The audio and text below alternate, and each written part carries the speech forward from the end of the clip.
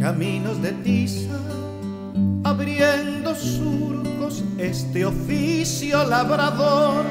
Somos maestros y es nuestra honra, ni son todas rosas, ni todo es de sazón. Que viva la escuela, que la escuela viva, que sea sostén, trampolín a la vida, una usina de ideas, el lugar del asombro, el punto de encuentro, de entrega y de amor. En Credicop pensamos que hay tantos sueños como argentinos. Como ella, que más que con una casa, sueña con un hogar. O como él, que quiere crecer con su pyme. O como vos, que simplemente querés realizar tus deseos. Créditos Credicop. Arma tu crédito. Arma tu sueño. Banco Credicop Cooperativo. La banca solidaria. ¿Cómo les va? Bienvenidos a todos. Ustedes saben que el festejo o la conmemoración de las efemérides escolares signó históricamente el trabajo en las instituciones educativas, pero desde el gobierno de Néstor Kirchner otras efemérides se incorporaron. ¿Por qué? ¿De qué características? ¿Con qué fundamentación? Vamos al encuentro de nuestra invitada.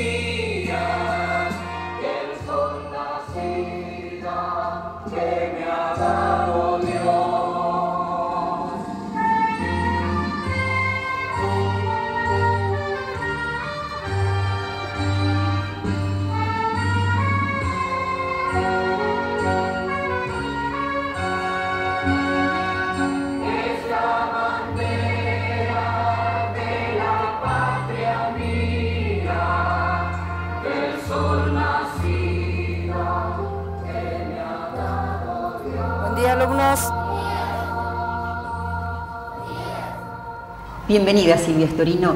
Queremos saber qué efemérides tomaba en cuenta la escuela en el siglo pasado y con qué características.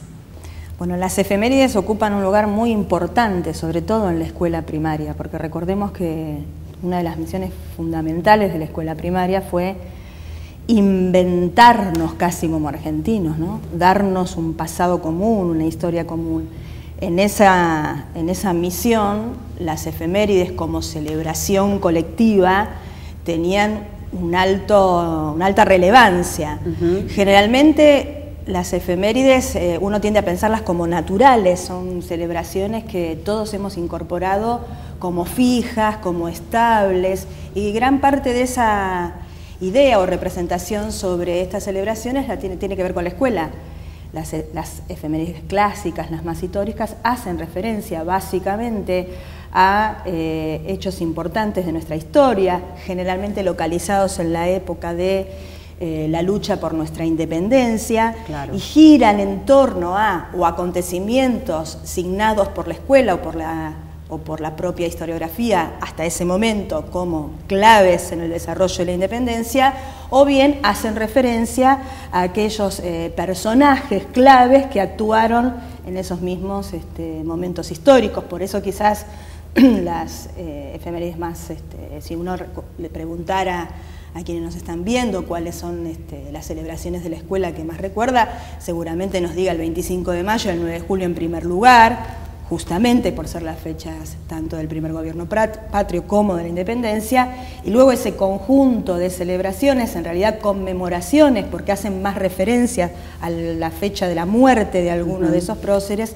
como en el caso de Belgrano y de San Martín. Luego aparecen otras efemérides que son un poco posteriores, ¿no? Como el 12 de octubre y el 11 de septiembre, que para la escuela primaria tiene una importancia muy importante porque es la celebración del Día del Maestro. En los últimos años también se fue analizando cómo se presta confusión el calendario escolar, ¿no? Porque se festeja primero el 25 de mayo, unos días después el 9 de julio, que sucedió unos años después, pero después el 12 de octubre. Los maestros de primaria dicen que mientras vamos 25 de mayo y 9 de julio vamos más o menos en orden. Sí. El 12 de octubre altera lo que es, digamos, la cronología histórica real.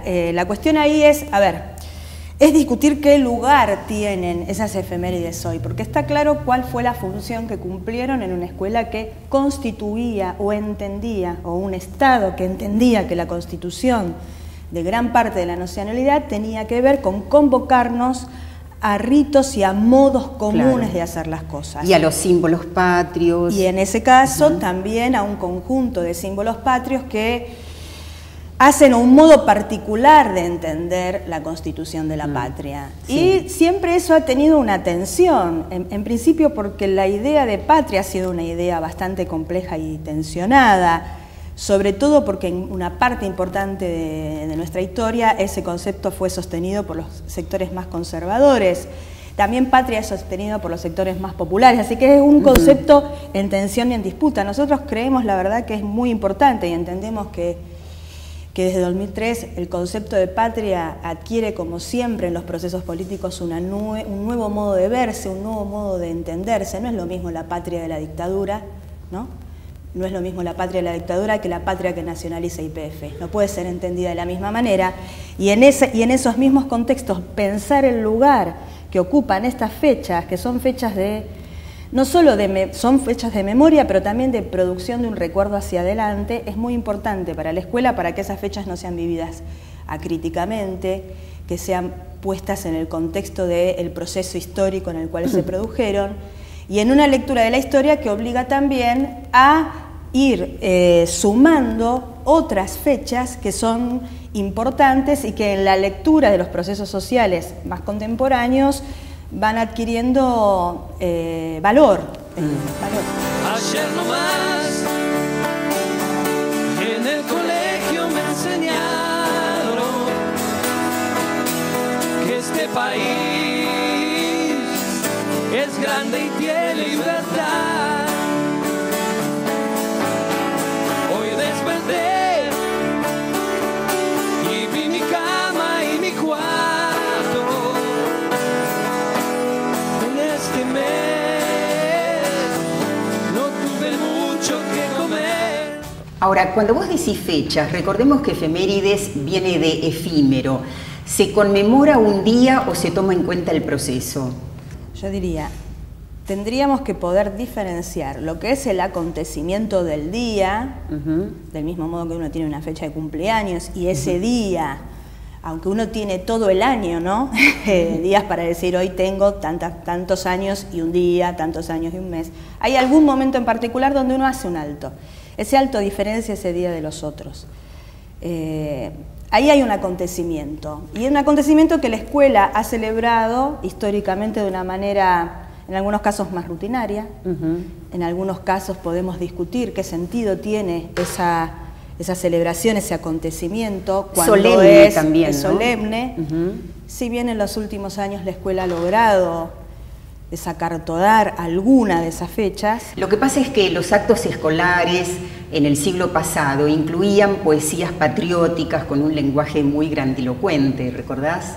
Por eso, creo que tenemos que poder mirar también a la escuela en su propio proceso histórico, incluida en un proceso histórico mayor.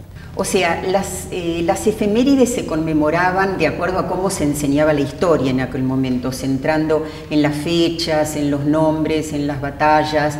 y no tanto en cuál era el conflicto que se planteaba en cada momento. Exactamente, que se centraba en algunas fechas y que se centraba en algunos próceres, ¿no? Porque también la historia construyó, la historia liberal construyó un modo muy particular, como cada escuela histórica tiene un modo particular de acercarse a los hechos, a los personajes y a los procesos, y tal cual como vos lo marcás, es una historia bastante ligada a las bondades y a las maldades, ¿no? Entendida como las bondades de los héroes, aquellos casi inmaculados, ¿no? Sin incuestionables. Incuestionables, sin dudas. Ahora, quizás nosotros tuvimos acceso a esa mirada de Belgrano y San Martín, pero nosotros tenemos hoy un acceso a Belgrano y San Martín por las películas que participativamente y colectivamente hemos podido todos ser observadores, audiencia y también participantes.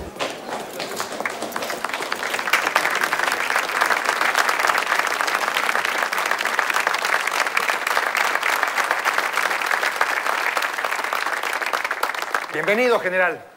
Como enviado de Buenos Aires, quiero darle mis sinceras gracias por haber combatido a los realistas. Si viene de Buenos Aires, entonces las acepto, aunque no creo que sean sinceras. General, me he permitido traerle este rosario. Lo hicieron los indios con mucho esfuerzo, en agradecimiento a su valor. Si es por el valor, entonces no es para mí. Tengo mucho que perder. Estoy luchando por interés. Debería dárselo a los soldados. Ellos no tienen dónde caerse muertos y sin embargo pelean como leones. O a los indios, que nos dieron sus tierras. Así que le aconsejo que le devuelva eso a quien lo hizo. General. ¡Soldados! Todos y cada uno de ustedes conocen el esfuerzo y las dificultades por las que hemos pasado. Llegar hasta aquí es bastante, pero nunca suficiente. El enemigo espera. Y espera bien armado, señores.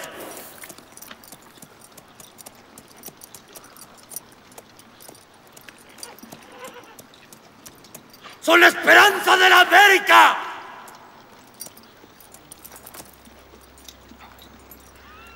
Todos y cada uno de ustedes lleva consigo lo más importante, la libertad. 300 años de masacre y de barbarie tiñen nuestra tierra de sangre. Pero hemos venido a decir basta. ¡Se acabó! Bueno, también hay que tener en cuenta que se tomaba solo una versión, la versión oficial, la historia oficial, y no aparecía la palabra de las minorías.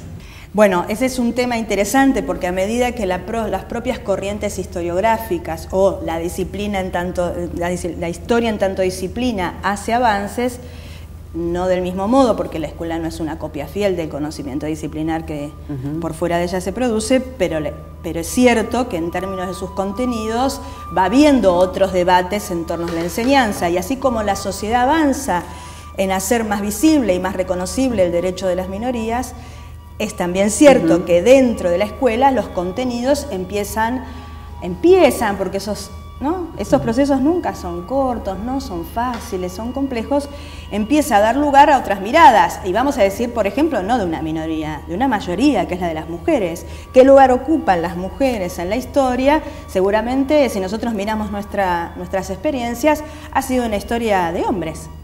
Las mujeres han tenido poco lugar, conocemos pocas mujeres o hay poco libro que tenga contenido relacionado a qué lugar tuvieron las mujeres, cuando las mujeres tuvieron un lugar protagónico, por ejemplo, en la lucha de la independencia y en cada momento del proceso histórico. Esos son los lugares donde uno decide abordar la enseñanza. Nosotros tenemos hoy diseños curriculares provinciales que abordan esta complejidad, son diseños que entienden la perspectiva del cambio, que asumen que en los procesos históricos hay conflictos, hay intereses, que asumen una historia no armada sobre el mero acopio de información, aunque sabemos que la información es necesaria, porque si los chicos no tienen información no pueden construir esas grandes categorías, pero que compensa, ¿sí? Y no arma de la historia un credo, porque en términos de la enseñanza de la historia y de la responsabilidad que tiene la escuela por ser un lugar público, la escuela no es un lugar para elaborar doctrina. Dejar preguntas abiertas, ¿no?, para seguir pensando. Dejar preguntas abiertas, dejar la posibilidad de la crítica, abrir diferentes miradas sobre los mismos procesos. Revisiones de la historia. Revisar, ¿no?, la historia y no generar bajo la crítica de una historia oficial que generó estatuas. La intención no es generar otras estatuas que desplacen a las anteriores estatuas, sino ubicarse en una perspectiva en donde los actores protagónicos son los propios actores históricos o los propios sectores populares, que es una mirada más colectiva de la historia, seguramente más compleja, pero también más fiel. La patria no se hizo sola, la soñaron unos cuantos.